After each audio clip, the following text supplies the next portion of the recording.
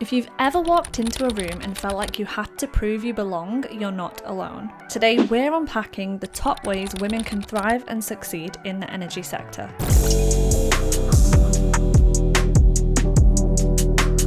This sector is transforming faster than almost any other industry, and women have a key role to play in that transformation, yet many still find themselves navigating cultures, expectations and structures that weren't designed with them in mind. So here are 4 ways to combat that. One of the best ways to stand out is to have the technical knowledge and credibility to set you apart from the crowd. But it's not enough to know how something works, you need to understand what it means for the business. How does your project impact revenue? What are the cost efficiencies? What risks are you reducing? How does your work support long-term strategy? When you start speaking that language, you shift from a contributor to a strategic partner. And be sure to document your expertise. Volunteer for complex, high-impact projects. We're talking about assignments that get you noticed by senior leaders and decision makers. Let's hear from our Head of Diversity, Katie. If you're repeatedly shut out of high-impact work despite putting yourself forward, that's data. Use it. Either escalate the conversation or realise that your ambition might outgrow that environment. Both are powerful moves. Women are often over-mentored but under-sponsored, so visibility can help slowly close that gap. Communicate the impact of your decisions and explain why it matters. Executives want to know what problem did this solve, what risk did it mitigate, and what value did it unlock.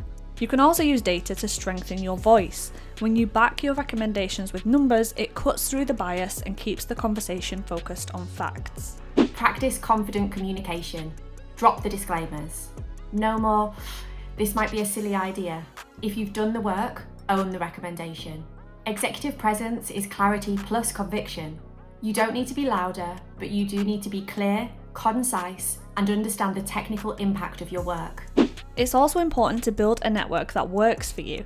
Communication helps build a strong network, and a strong network goes far beyond who you know. It's built on relationships with people who will advocate for you, open doors, and mention your name in the conversations you're not yet part of.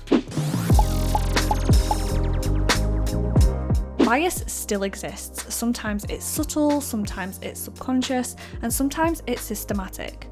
It could show up as being interrupted, being overlooked for technical authority, being described differently than male counterparts, or being underestimated before you've even spoken.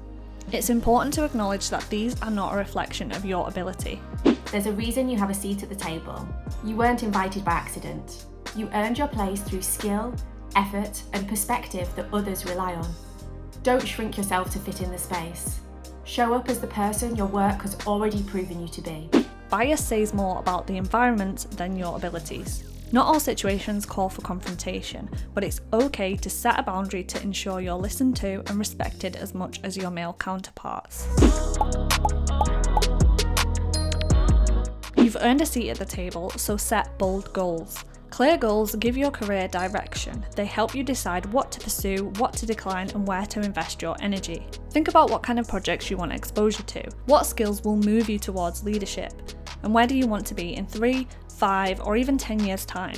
Ambition is often labelled differently in women to ambition in men.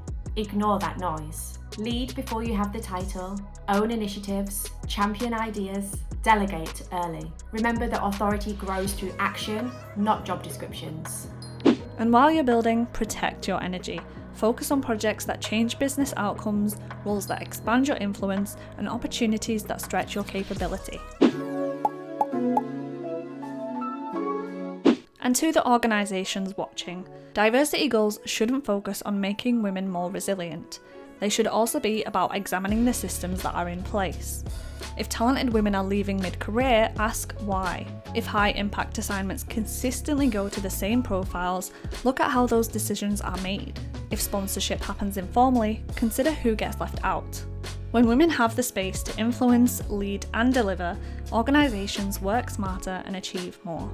Women in engineering have the power to break barriers, lead with expertise, and show up as confident and authentic members of their teams. Your voice, your ideas, and your leadership have value.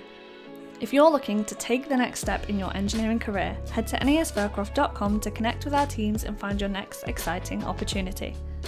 For more engineering content and career advice, subscribe to our channel, like this video and follow us on LinkedIn at NES Fircroft. Thanks so much for watching and we'll see you next time.